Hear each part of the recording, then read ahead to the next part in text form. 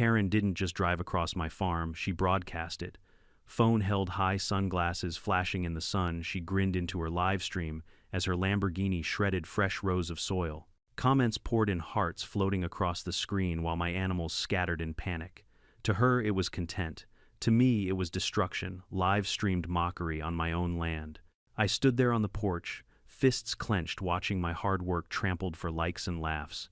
That was the moment something inside me shifted. Enough warnings, enough patience. If Karen wanted an audience, I'd give her one a show she'd never forget. Every reckless drive she filmed would lead straight to the climax I was already planning in my head. This wasn't just about trespassing anymore. It was about respect, and Karen was about to learn that the land always gets the last word. Before we dive in, tell me your city and local time in the comments. I want to know where you're watching from. Karen's livestream kept playing in my head long after her Lamborghini's roar faded over the ridge. She'd waved at her followers' hair, whipping in the wind, shouting into her phone like my farm was nothing but a backdrop for her personal reality show. The screen was filled with comments, laughing emojis, people egging her on Queen of the County roads. That farmer looks so mad, LOL, my land, my livestock, my blood and sweat reduced to internet fodder. I'd stood on my porch that day, gripping the railing so tightly the old wood cracked beneath my hand. This wasn't the first time she'd driven through, but it was the first time she made me the villain in her little circus act. And that's when something hardened in me.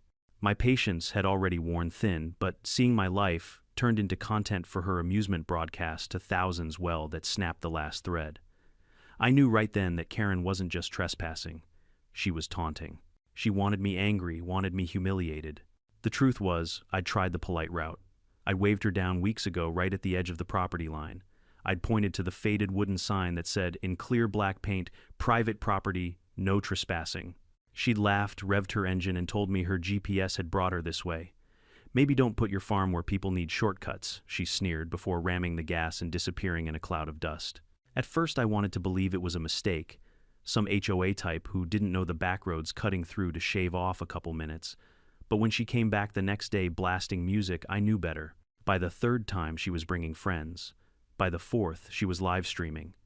Each visit left behind torn fencing, broken posts, and patches of trampled crops. My cattle spooked at the sound of her engine. One of my goats limped for a week after bolting into a ditch. I did what I thought I was supposed to do. I called the sheriff's department, explained the situation, even left voicemails with pictures of the damage. One deputy told me trespassing was hard to prove unless I had video evidence. Another shrugged and said, "You know how those HOA folks are always stirring up drama." Their tone made it clear I wasn't getting help. It was my word against hers, and Karen's word carried more weight in this county. She was part of a homeowners association from a wealthy gated community just down the road. Money buys influence. Influence buys silence. So it was up to me. And if Karen wanted to turn this into a show, I was going to write the script. I started watching closely. I noticed she always came in the afternoons, usually Fridays or Sundays right before golden hour when the sun made the fields glow. She wanted the best lighting for her streams. She always dressed the part, too bright colors, oversized earrings, makeup caked thick enough to shine on camera. She wasn't just driving across my farm, she was staging her own runway. That runway gave me an idea. The back pasture had a low stretch just past the corral. When it rained, the ground softened quick, the clay holding water like a sponge. I remembered the time one of my tractors had sunk up to its axles there, took 2 machines and half a day to pull it out. Karen always chose that path, it was the smoothest cut across my land. If she wanted easy, I'd give her easy. Too easy. I spent a week preparing quietly after chores were done. I brought out my old ATV after dark tools rattling in the back. I set up sprinklers beneath straw and dirt rigged to a timer and a remote I could keep in my pocket. I mixed in clay and fertilizer to make the ground just unstable enough, masked it all with fresh topsoil and grass clippings. I tested it with a hay bale, rolled it into the center, watched it sink, slow, steady, helpless. Perfect. I called it my welcome mat. Every day after that I waited. Every sound of an engine made me tense. I kept my phone ready, cameras angled at the pasture, and my thumb always near the remote. But Karen didn't come. For 3 long days, nothing. Just cicadas and the rustle of wind through the corn. I almost thought she'd moved on bored of her little game. Then on the 4th evening, I heard it, the thumping bass echoing across the hills, the low snarl of that Lamborghini engine. I stepped outside, leaning against the fence post like I had all the time in the world. Dust curled on the horizon. My heart pounded so hard I could feel it in my throat, but I kept my face calm, almost bored. And there she was, Karen grinning behind oversized sunglasses, phone lifted high, already lived to her followers. Her caption probably said something smug like, "Shortcut Queen strikes again." She shouted into her camera, "He's out here again, y'all. Old farmer can't stop me." She laughed, waving at me like I was part of her show. Not this time. Her car barreled down the slope tires, cutting through the same stretch she always used. My hand slipped into my pocket thumb, brushing the remote. 30 yards, 20, 10. She didn't slow down, didn't even glance at the sign nailed to the post. I pressed the button. A faint hiss in the distance, then silence. For a second, nothing happened. The Lamborghini glided forward, smooth as ever, her laughter echoing. Then I heard it, the wet, sucking slop of earth giving way. The rear tires sank an inch. Then two. Karen's laughter stopped. Her head jerked forward. She gunned the accelerator. That was her mistake. The wheels spun, flinging mud into the air, carving deeper ruts. The engine roared, but the car lurched only once before stalling, nose dipping slightly as the ground swallowed it whole. Her phone wobbled, but she kept streaming her followers, now watching panic replace smugness. She cursed, flinging the door open, only to plunge both feet straight into the muck. Her scream echoed across the field as mud and manure splashed up her designer leggings. She tried to move, but each step dragged her deeper. The more she struggled, the more ridiculous she looked. Her audience was eating it up. The comments must have been merciless. And me, I didn't say a word. I just folded my arms, leaned against that fence, and let the camera on my barn roof keep rolling. This wasn't revenge. This was consequence. And for the first time in weeks, I felt something I hadn't felt since she first tore across my land. Peace. Karen flailed in the muck, shrieking, as the Lamborghini's engine sputtered and died. The headlights flickered against the settling dusk, casting strange reflections over the wet clay. Her phone was still in her hand, though the screen was now smeared with mud, the stream wobbling wildly as she tried to keep it above her head. The chat must have been exploding, some laughing, some egging her on, some warning her she was sinking. I didn't need to see the comments to know. I could hear the rising hysteria in her voice. "This is sabotage," she shouted, slipping as her stiletto heels vanished under the surface. "He did this on purpose." Her accusations rolled across the field, but there was no sheriff to hear them, no HOA board to run to. Just me, leaning on the fence post, arms folded, watching her thrash in the very soil she'd mocked. The Lamborghini was sinking slowly, not like a dramatic movie crash, but worse, inch by inch, grinding humiliation. Its pristine white paint now streaked with dark brown splatters, the once polished hood beginning to bow under the strain of the muck. Every spin of the wheels only dug it deeper, spitting slop in wide arcs. I could smell the mix of wet clay and fertilizer drifting across the pasture. Karen's face twisted from shock to rage. She turned toward me, pointing her mud-caked phone like a weapon. "You'll pay for this, farmer. This is a $150,000 car. You've just committed a felony." I raised one eyebrow, deliberately calm. "Trespassing's still illegal in this county, last I checked." I said, my voice even. "And you've been live streaming the evidence yourself." Her jaw dropped. She spun her phone to face the car, then back at me, trying to regain control of her audience. "Y'all are witnesses. Look at this psycho. He trapped me. This is entrapment." I almost laughed at the irony. Entrapment. The word rolled off her tongue like she'd picked it up from one too many courtroom dramas. But the truth was, no trap had been laid, just a field behaving exactly the way a field does when watered and worked. Nature was the one teaching her this lesson. I'd only nudged it along. She tried to climb onto the hood, thinking she could crawl across and reach drier ground. For a moment, she actually looked triumphant, crouching on top of her sinking car, like a general surveying a battlefield. Then her left foot slid, slick with runoff, and she landed flat on her side in the mud. The sound was wet, final, humiliating. She screamed again, half fury, half despair. That's when headlights appeared at the ridge. Not Karen's friends this time, but a local pickup truck. My neighbor Harold had seen the dust and wandered over to see what the commotion was. He stopped at the fence line, rolled his window down, and chuckled. "Evenin', Tom," he called to me. "Looks like your field's swallowing a whale." Karen whipped her head toward him, her hair plastered to her cheeks. "Help me call a tow truck. This man's insane." Harold just spat a stream of tobacco juice out the side of his truck and laughed harder. "Reckon the earth finally got tired of your nonsense, lady." Then he drove off, taillights glowing red in the dark. Karen's fury doubled. She flung mud in my direction, though it fell short, splattering on the fence. "You think this is funny? I'll sue you into the ground." I took out my own phone, raised it just enough for her to see the red recording light. "Go ahead," I said. but you've been broadcasting your own trespassing for weeks. I've got timestamps, videos, even complaints filed with the sheriff. You've made my case airtight."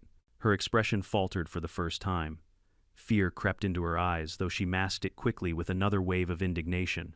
She tried to march forward, but her designer boots stuck, and with a sickening squelch, one came off, left behind in the muck.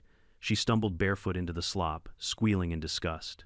"Stop filming," she screamed, holding her ruined shoe aloft like a trophy of outrage. But I didn't stop, and neither did the strangers on her live stream. Comments were probably rolling in faster than she could read, capturing every stumble, every shriek. Some part of me wondered if this humiliation would sting more than the ruined Lamborghini. Minutes stretched on. The car sank deeper until its rear bumper kissed the mud. Karen, now covered in filth up to her waist, finally dragged herself toward the edge of the field, panting and swearing. When she reached the fence, she clutched the wooden post like a lifeline, glaring up at me with wild, desperate eyes. "You'll regret this," she hissed. "You think you've won. I have lawyers. I have money. You're nothing but a farmer with dirt under your nails." I leaned closer, my voice low enough for her to hear, but calm enough to cut through her rage. "And yet here you are, stuck in my dirt with the whole county watching." Her face flushed crimson beneath the streaks of mud. She sputtered, searching for words, then finally shoved past me toward the gravel road where her friends had parked earlier. She didn't even look back at her car, now sinking like a monument to arrogance in the middle of my field. As she disappeared into the night, I exhaled a long breath I hadn't realized I'd been holding. For the first time in weeks, the land felt quiet. No engines, no bass rattling the windows, no sneering HOA queen treating my home like her racetrack. Just the hum of crickets and the slow settling of mud. I turned back toward the Lamborghini, its headlights dimming as the battery faltered. It looked almost peaceful, half buried in the earth, like some ancient relic swallowed by time, a fitting tombstone for Karen's pride. I pulled out my phone one last time and took a still photo. Not for revenge, not even for proof. Just to remind myself that sometimes the land defends itself if you give it the chance.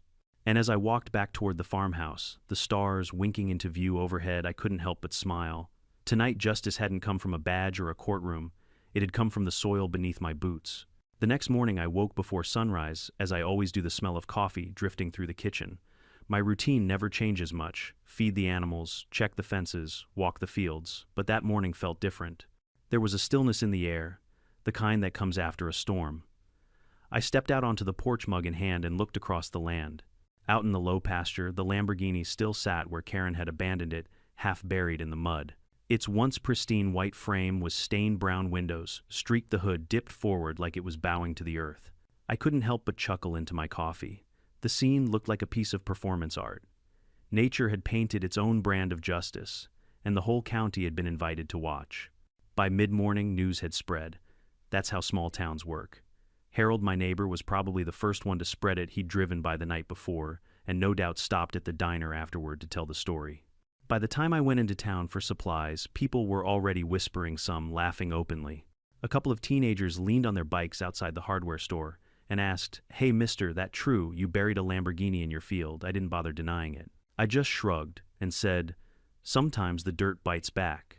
By noon, the videos were everywhere. Karen's live stream had been saved, copied, clipped, and reposted across social media.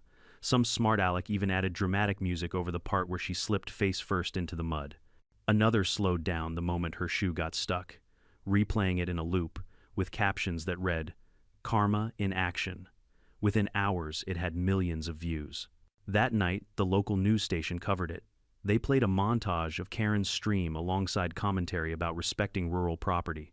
The anchor, a woman who usually covered school board meetings, was barely hiding her grin as she read the script. I sat in my recliner, sipping iced tea, watching Karen's empire of arrogance collapse in real time. But Karen wasn't going quietly. 2 days later, I found a crisp envelope in my mailbox delivered by a courier in a too-tight suit who looked like he hated his job. Inside was a notice Karen was suing me for property damage, intentional infliction of emotional distress, and defamation. The letter read like bad theater, accusing me of setting booby traps and waging psychological warfare. There were screenshots of her covered in mud, her mascara streaked down her face. If I hadn't been so irritated, I would have laughed. Instead, I called Vic. Vic was an old buddy from high school now, a lawyer in the county seat. He owed me a favor or two, and besides, he loved a good fight.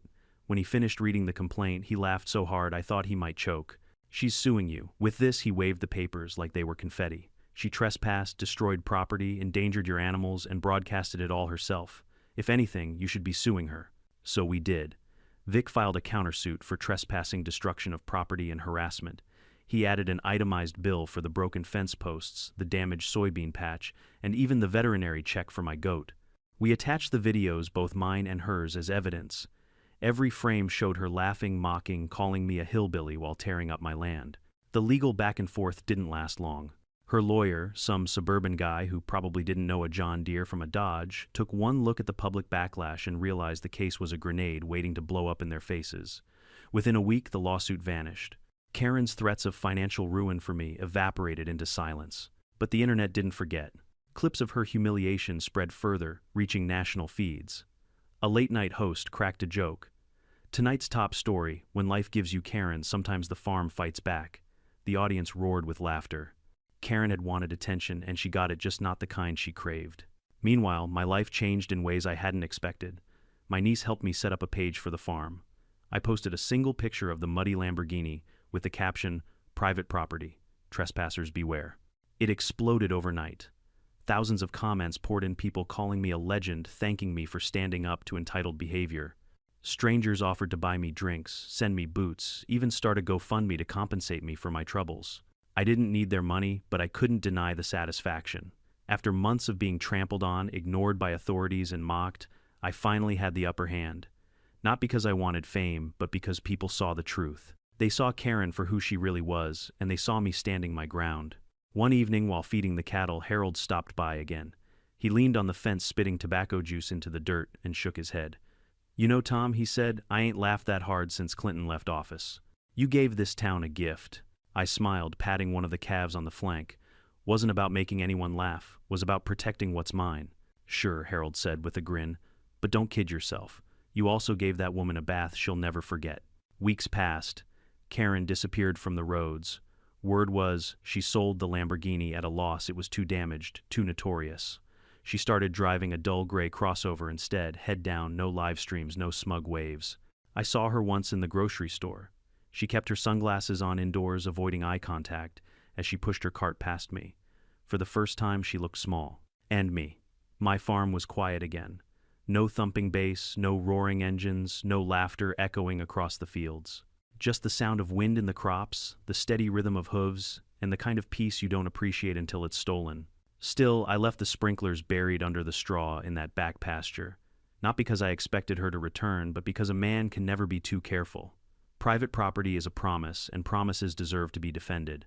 When I leaned on that same fence post at dusk, watching the sun set over the ridge, I thought about how strange life can be. Karen thought she was invincible, armed with money status and a shiny car. But in the end, all it took was a patch of mud and the truth to bring her down. And that was justice enough for me. I should have known Karen wouldn't let humiliation sit quietly. People like her rarely do. The mud had barely dried in my pasture when whispers began to circle through town. Karen was plotting something bigger, something louder. I ignored most of it at first. The lawsuit had fizzled out, the Lamborghini had been towed away, and my fields were healing. But then one evening, while I was stacking hay bales, my phone buzzed with a text from my niece. "Uncle Tom, check this out." It was a link to a Facebook post.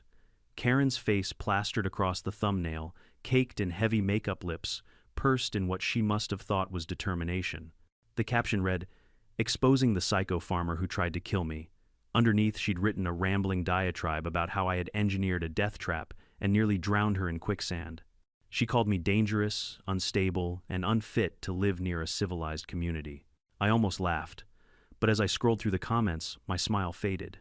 Some of her HOA friends were chiming in, agreeing with her, painting me as some backwoods menace who hated progress. They twisted the story, made it sound like Karen had been the victim of rural barbarism. That's the power of money and influence. They don't need truth, just a platform. By the next morning, it wasn't just talk online. I woke to the sound of hammering at the edge of my property. When I walked down to the fence, I found 3 men in reflective vests pounding stakes into the ground. A glossy sign leaned against their truck, future site of Community Access Road. "Hold it right there," I barked, setting my coffee down on a post. "This is private property. What do you think you're doing?" One of the men wiped sweat from his brow and shrugged. "HOA permit, sir. Says right here we're surveying for a road extension." He handed me a clipboard with papers stamped in bright blue ink. At the top, The name Chestnut Grove Homeowners Association, Karen's HOA. I felt the heat rise in my chest. They weren't just trespassing anymore. They were trying to take my land. I spent the rest of the day at the county office, marching through hallways, waving that so-called permit in every clerk's face I could find. Turned out it wasn't a permit at all, just a proposal filed by Karen herself, padded with signatures from her HOA cronies. No legal standing, no county approval, just intimidation dressed up in paperwork. But intimidation works if you let it. And Karen counted on me rolling over. Not this time. I went home and dug through my old filing cabinet, pulling out deeds, maps, surveyor reports. My farm had been in my family for 4 generations. The property lines were clear, the ownership undisputed. The land was mine every acre. Still, I knew Karen's game. She didn't need to be right, she just needed to be loud enough to make my life miserable. That night, I called Vic again. He was already half laughing before I finished explaining. "She's trying eminent domain with HOA stationery," he said between chuckles. "That's not just stupid, that's art. Don't worry, we'll shut this down before it starts." But even with Vic's reassurance, I couldn't shake the unease. Karen was escalating, turning her personal grudge into a campaign. And campaigns, especially ones fueled by HOA politics, had a way of getting ugly. A week later, the ugliness arrived. I was walking the property at dawn when I saw tire tracks near the back fence, fresh ones wide and deep. My gut sank. I followed them into the soybean patch, and sure enough, the plants were shredded stems, snapped soil, churned like a battlefield. At the center of it all was a spray-painted message in lurid pink, "Stop the Psycho Farmer." I clenched my fists. This wasn't Karen live streaming for laughs anymore, this was sabotage. I spent the day repairing what I could, but anger gnawed at me like a restless dog. I could call the sheriff again, sure. But I already knew how that would go. Sympathy nods, shrugs, excuses. Trespassing was hard to prove, vandalism low priority. They wouldn't touch Karen or her crew unless I handed them proof on a silver platter. So I decided to make proof. I set up trail cameras around the property, hidden in fence posts and tree branches. I invested in motion sensors from the farm supply store, rigged them to lights and alarms. If Karen or her friends wanted to turn my land into their battleground, I'd meet them with surveillance. No more he said, she said. This time I'd have receipts. It didn't take long. 2 nights later, alarms blared near the north field. I grabbed my flashlight and sprinted through the dark boots, pounding the earth. By the time I arrived, the intruders were gone, but the cameras weren't. I pulled the memory card, slid it into my laptop back at the house, and there she was. Karen herself, hair tied back, hoodie pulled low, spray can in hand. She'd tagged another message across my barn door, "Justice for Karen." I sat back in my chair, staring at the footage. She wasn't just reckless, she was unhinged, and she'd just handed me everything I needed. The next morning, I drove straight to Vic's office. He watched the video, his grin spreading wider with every frame. "She's cooked," he said, tapping the desk. "We're not just talking trespassing anymore. This is criminal mischief, destruction of property harassment. We can bury her in charges before she buries you in paperwork." For the first time in weeks, I felt the tension ease from my shoulders. Maybe the system would finally work the way it was supposed to. Still, I wasn't naive. Karen had money connections and a talent for twisting the narrative. She'd paint herself as the victim, claim the footage was doctored, spin lies for anyone who'd listen. But now I had something stronger than her voice. I had evidence. Cold hard, undeniable. And if she thought mud was humiliating, wait until she saw what a courtroom could do. As I left Vic's office, I caught my reflection in the glass door, dusty boots, sun-worn face, hands, calloused from years of labor. I wasn't a man who looked for fights, but some fights come looking for you. And when they do, you either back down or you dig in. I chose to dig in. Because this wasn't just about mud or fences or even a Lamborghini anymore. This was about dignity, about protecting what generations of my family had built with their sweat and their hands. Karen wanted a stage. Fine. But the final act wasn't going to end with her triumphant. It was going to end with truth, and I was ready for the curtain to rise. The county courthouse smelled like dust and old paper, the kind of place where time seemed to drag its boots through every hallway. I'd been there before, property tax filings, zoning disputes, but never like this. This time, I wasn't just a farmer trying to keep my head down. I was a man bringing a case, and the defendant, none other than Karen herself. Vic walked beside me, calm as ever, briefcase swinging at his side. "Remember," he whispered, "don't rise to her bait. She'll come in loud, emotional, maybe even in tears. Judges don't like theatrics, but they do like evidence. And you, my friend, have plenty." He wasn't wrong. The trail cam footage of Karen spray painting my barn door was clear as daylight. Her face caught in the glow of the motion, light her hand mid-spray hoodie, slipping back just enough to reveal the glittery earrings she always wore. Add that to her live streams of trespassing, plus the damage reports and photos of my fields, and we had a solid case. Still, my stomach twisted as we entered the courtroom. Karen was already there, seated at the plaintiff's table, surrounded by 2 lawyers in slick suits. She wasn't in mud-stained leggings this time. She wore a cream blazer hair, perfectly coiffed, face powdered like porcelain. When she saw me, her lips curled into a smile that wasn't friendly. The judge called the session to order, and almost immediately, Karen's lawyer launched into a speech about how I was a vindictive recluse who had waged psychological warfare against a prominent member of the community. He painted Karen as a victim of rural hostility, a woman just trying to enjoy her property rights and social freedoms. When it was Karen's turn, she stood and let tears slide down her cheeks, voice trembling as she described the trap I had set, how she feared for her life as her car sank. She clutched the courtroom like it was her live stream audience, and for a moment I wondered if the judge might buy it. Then Vic stood. He didn't raise his voice, he didn't posture or dramatize. He simply queued up the footage from the trail cam and pressed play. The courtroom watched as Karen, very much alive and unafraid, vandalized my barn door with bright pink spray paint. The sound of the spray hissed through the speakers. Then came her live stream clips, laughing, mocking, tearing across my property with reckless abandon. Vic paused the video at the moment. She shouted, "He can't stop me." The silence afterward was thick. Even the judge leaned forward, eyebrows raised. "Ladies and gentlemen," Vic said smoothly, "this isn't a case about a farmer tormenting a woman. This is a case about a woman who thought she was untouchable until the evidence caught up with her." Karen's face drained of color. Her lawyers fumbled, whispering frantically, but there was no spinning what everyone had just seen. The judge cleared his throat. "I've seen enough for today. Miss Karen, this court will not tolerate harassment, destruction of property, or frivolous lawsuits. Consider this your warning. If further complaints are filed against you, criminal charges may follow." Bang, gavel down. It was over, at least in the legal sense. Karen stormed out her heels, clacking like gunshots against the marble floor. I stayed seated for a moment, letting the weight of relief sink into me.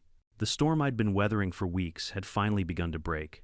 But storms leave debris. The following days brought a mix of peace and chaos. On one hand, Karen stopped driving across my land. No more engines roaring, no more music shaking the windows. My animals settled, my fields grew quiet again. On the other hand, the internet kept feeding on the spectacle. My farm's Facebook page exploded with followers, thousands more every day. I posted updates about crop rotations, soil drainage, even fence repair tips, and somehow people ate it up. They weren't here for farming advice, they were here for Karen drama. Sponsors began reaching out. A boot company wanted me to wear their product in a Justice Farmer ad campaign. A hose manufacturer offered to send me free gear in exchange for a testimonial. My niece laughed and said, "Uncle Tom, you're practically an influencer now." I shook my head, but secretly I enjoyed the irony. Karen had wanted fame. Instead, she'd handed it to me. One afternoon while I was patching a fence line, Harold drove up in his pickup. He leaned out the window grinning. "Town's still talking about you," he said. "Heard they're calling that mud pit of yours the Karen Bog." I laughed so hard I nearly dropped my hammer. Guess I should put up a sign charge admission. But beneath the humor, I felt the gravity of it. My farm had become a symbol of standing your ground, of not letting arrogance trample over hard work. Strangers messaged me stories of their own battles with HOAs, Karens, and neighbors who thought rules didn't apply to them. I realized this wasn't just my story anymore. It was bigger. Still, life moved on. Crops needed tending, animals needed feeding, seasons kept turning. The world doesn't stop for drama, not even viral drama. Yet every time I walked past that back pasture, I'd glance at the spot where the Lamborghini sank. The soil had dried, now cracked and hardened, leaving fossilized ruts as a reminder. I kept the sprinkler system buried under the straw, just in case. Weeks later, I saw Karen again. Not in court, not online, but at the grocery store. She was almost unrecognizable. Gone were the flashy clothes and designer heels. She wore plain sneakers, an oversized hoodie, and sunglasses that couldn't quite hide the slump of her shoulders. She pushed a cart slowly down the aisle, avoiding every pair of eyes that glanced her way. When our paths crossed, she froze. For a moment, her lips parted like she wanted to say something. An apology, maybe? Or another threat. But no words came. She just turned away, her face burning red, and hurried toward the checkout. I didn't chase her. I didn't gloat. I just watched her go, the sound of her squeaky cartwheels echoing behind her. For the first time, Karen looked human, not untouchable, not arrogant, just small. As I drove home that day, I realized the fight was over. The land was quiet again, the animals calm, the fences strong. Karen had finally learned what she'd refused to see all along: you don't conquer the land. The land conquers you. And me, I kept working, planting, repairing. Because farms don't care about fame or viral moments. Farms care about hands in the dirt, sweat on your brow, and the steady rhythm of life. But every so often, when the sun sets over the ridge and the shadows stretch across that old pasture, I find myself smiling at the memory of justice served not by laws or courts, but by clay water and patience. Justice in the end doesn't always roar. Sometimes it just sinks quietly into the soil. Autumn rolled in, slow and golden, the kind of season that makes a farmer pause on his porch steps and just breathe.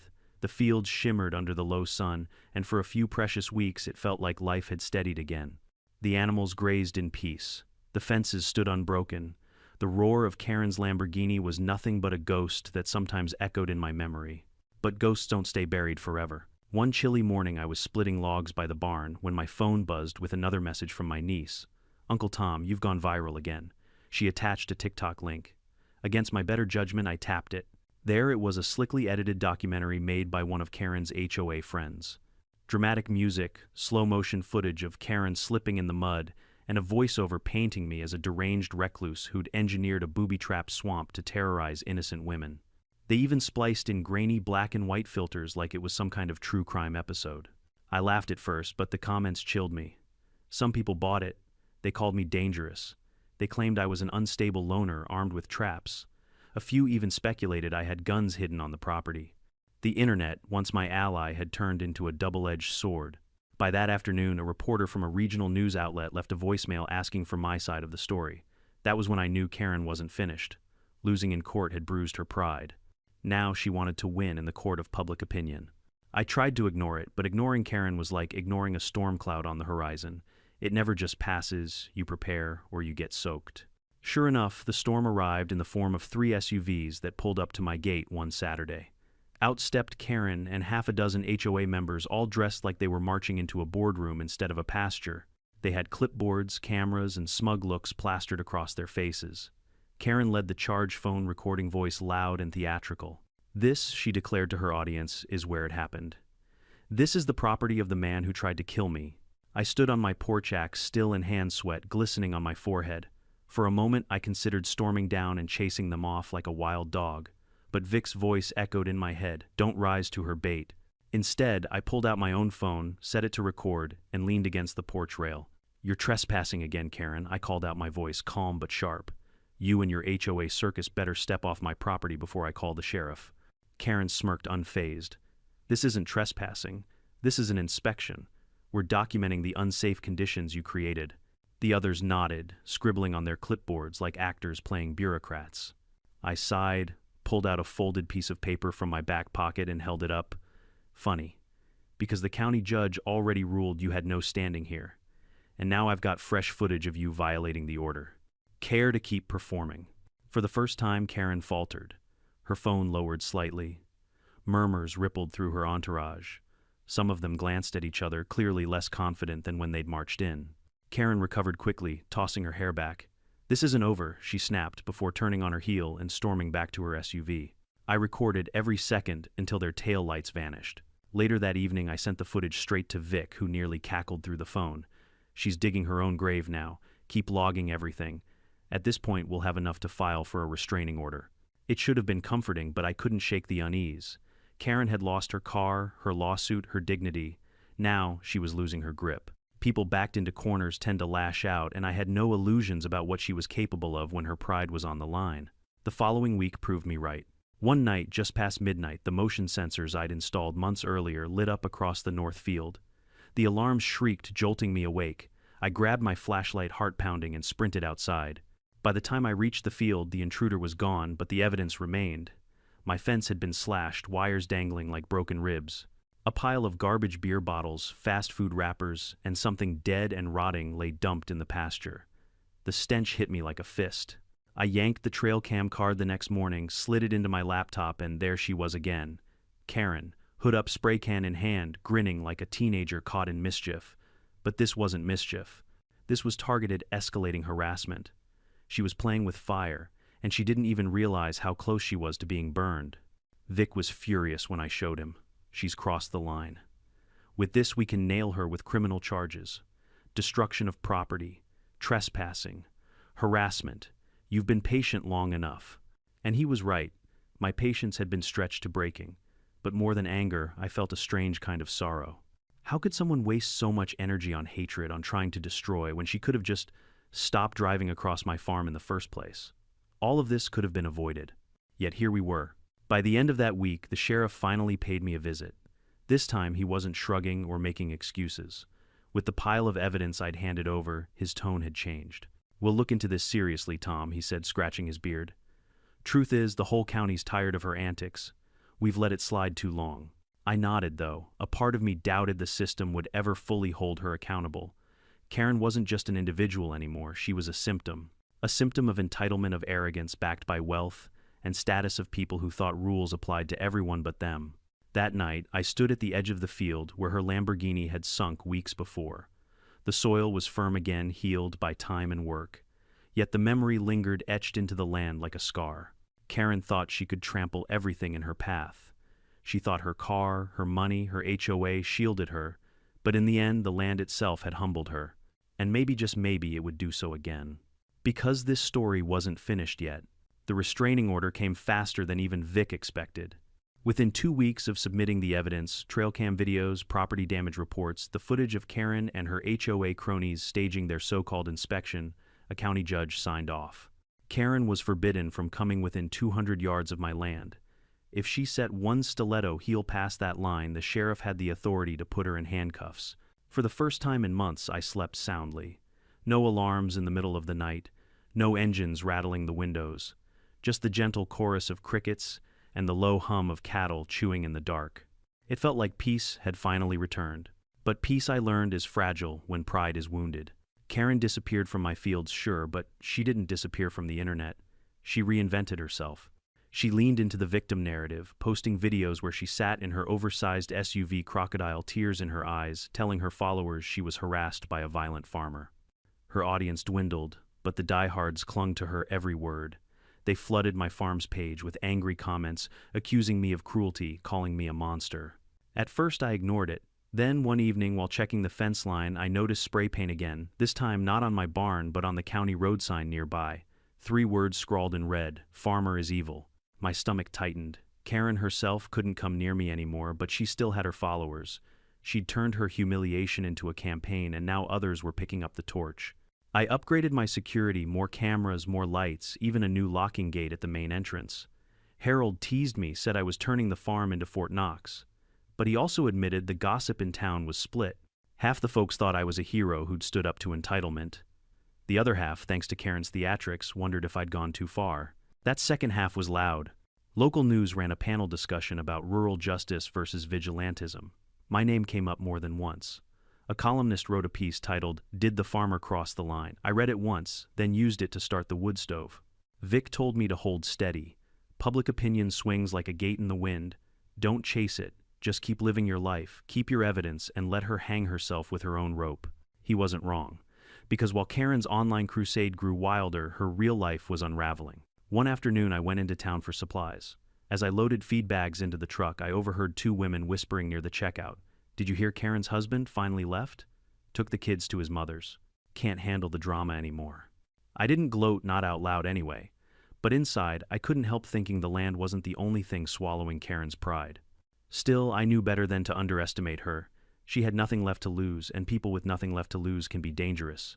That truth landed on my doorstep one rainy evening.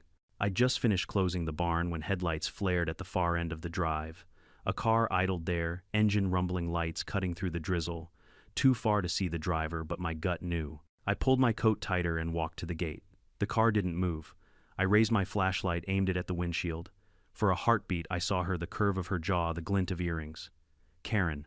She didn't get out. She didn't shout. She just sat there staring through the rain-speckled glass.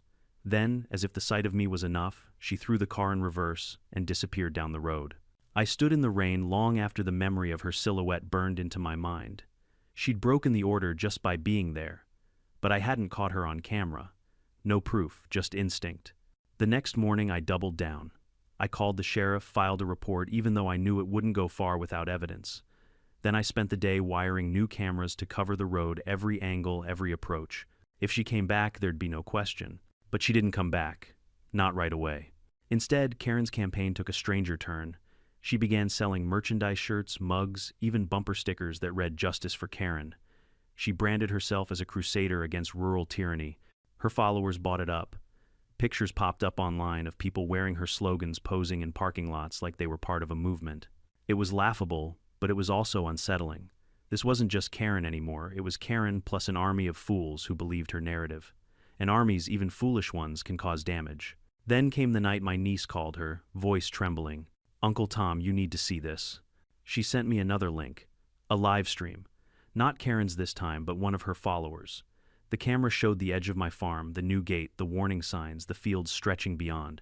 The voice behind the camera said, "This is where it happened. This is where he trapped her car. We're gonna prove this man isn't untouchable." My blood went cold. I grabbed my keys, sped down to the gate, heart hammering. By the time I arrived, the live streamers were gone. Just muddy tire tracks and a crushed patch of grass where they'd stood. I checked the cameras, faces clear as daylight. Not Karen, but 3 young men I'd never seen before, clearly inspired by her nonsense. The sheriff didn't hesitate this time. "We'll pick 'em up," he promised. "Criminal trespass harassment. They'll spend a night in county lockup at least." It should have comforted me. Instead, I felt the weight of exhaustion pressing down. This fight wasn't ending, it was multiplying. Karen had lost her car, her case, her reputation, but somehow she'd turned her loss into fuel, feeding others on her own bitterness. And I knew deep down that the real climax hadn't come yet, because storms don't stop until they've broken something wide open. And Karen's storm was still circling my farm. Winter crept over the farm like a heavy quilt. Frost edged the fence posts, the cattle's breath steamed in the cold air, and each morning I had to break ice from the troughs before chores. Life should have been quiet again. But with Karen's shadow still stretching over everything, even the snow didn't bring peace. Her followers might have been young fools, but they'd lit a fuse she handed them. Every week I found some new nuisance, broken beer bottles near the ditch trash tossed from passing cars, slurs painted on county signs. It wasn't constant, but it was enough to remind me Karen's storm wasn't done. The restraining order still stood. She hadn't stepped foot on my land since the night I saw her parked in the rain, but I felt her presence in every rumor, every viral post. People in town whispered that she was broke, that she sold her mansion in Chestnut Grove, that she'd been booted off the HOA board. Others said she was scheming again, plotting some kind of comeback. With Karen, rumor and reality blurred until you couldn't tell which was worse. One particularly sharp morning I was hauling hay when Harold pulled into the yard. He rolled his window down, grinning like he had a secret. "You seen today's paper?" he asked, tossing a folded copy onto the hay bales. The headline nearly made me spit my coffee. "Karen's Day, in court again, this time as defendant." Turned out one of her own followers, the same kids who trespassed on my land, had turned on her, suing her for incitement after their night in jail. They claimed Karen encouraged them, promised them justice, even fed them the idea of confronting me on camera. The case wasn't much, but the irony was rich. Karen, queen of lawsuits, was now drowning in them. I should have felt victorious. But standing in that frosty yard, the paper crinkling in my hands, I only felt tired. Victory doesn't always taste sweet. Sometimes it just tastes like relief. And yet, a strange thing happened. With Karen tangled in her own mess, the noise around my farm began to die down. No more late-night alarms, no more graffiti. Even the online chatter slowed. People had grown bored of her sob stories. Without fuel, the fire flickered out. Weeks passed. I focused on work, repairing a tractor, planning spring planting, tending the animals. The world moved on. And then one afternoon in March, I saw her again. I was in the grocery store, the same place I'd spotted her once before. She stood in line ahead of me, wearing plain jeans, sneakers, and a hoodie. No makeup, no live stream, no entourage. Just Karen looking small and worn. She clutched a half-empty basket bread milk, a bag of off-brand cereal. For a moment, she didn't notice me. Then our eyes met. Her face flushed. She shifted on her feet, clearly torn between glaring and hiding. Finally, she muttered almost under her breath, "You ruined my life." I stared at her, really stared. This wasn't the Karen who'd roared across my fields in a Lamborghini laughing like she owned the world. This was a woman cracked by her own arrogance, dragged down by the weight of battles she'd chosen. "No," I said quietly. "You ruined your life. the land just reminded you." She blinked, lips trembling as if she wanted to snap back, but nothing came. She turned away, paid for her groceries, and left without another word. I stood there in that fluorescent-lit store, the smell of old onions and disinfectant hanging in the air, and I felt something unexpected. Not triumph, not anger, pity. Because Karen, for all her noise, was just another person who believed the world owed her something it never did. And when the land, the law, and the truth said otherwise, she collapsed under the weight. That night I sat on the porch with a cup of black coffee, the stars sharp and clear above. The fields stretched quiet, the fences strong, the animals settled. For the first time in a long time I felt truly at peace. I thought about my father and grandfather, men who'd worked this same soil long before me. They taught me that land isn't just property, it's responsibility. You respect it, care for it, and defend it when you must. And if someone tries to take advantage, you don't meet arrogance with noise. You meet it with patience, preparation, and the quiet certainty that the truth will always rise from the dirt. Karen never understood that. Maybe she never will. But I do, and that's enough. So I keep the signs fresh, the cameras rolling, the fences strong, not out of fear but out of respect. Because this farm is more than acres and crops. It's my home, my livelihood, my legacy, and no HOA queen, no entitled driver, no viral circus will ever take that from me. They say karma takes years. But I've learned sometimes it only takes a patch of mud, a stubborn farmer, and the patience to let the land do the talking. And if anyone ever doubts that, well, they're welcome to test my fences. But they'd better be ready. Because out here, the dirt remembers. If there's one lesson this whole mess with Karen taught me, it's that dignity matters more than pride, and preparation matters more than anger. I could have screamed at her, fought her in the fields, met her noise with my own. But instead, I let patience and evidence do the heavy lifting. In life, people will trample your boundaries if you let them. They'll treat your kindness as weakness, your silence as permission. But there's power in standing firm, in saying enough and backing it up with truth. To anyone watching this, protect what's yours, but do it wisely. Don't waste yourself in petty fights. Hold your ground with dignity, and let the world see you won't be pushed aside. If you've ever dealt with your own Karen or HOA nightmare, share your story in the comments. I'd love to hear it. And if you enjoyed this tale of justice, served with a muddy twist, hit subscribe. There are more stories coming, and you won't want to miss the next storm when it rolls in.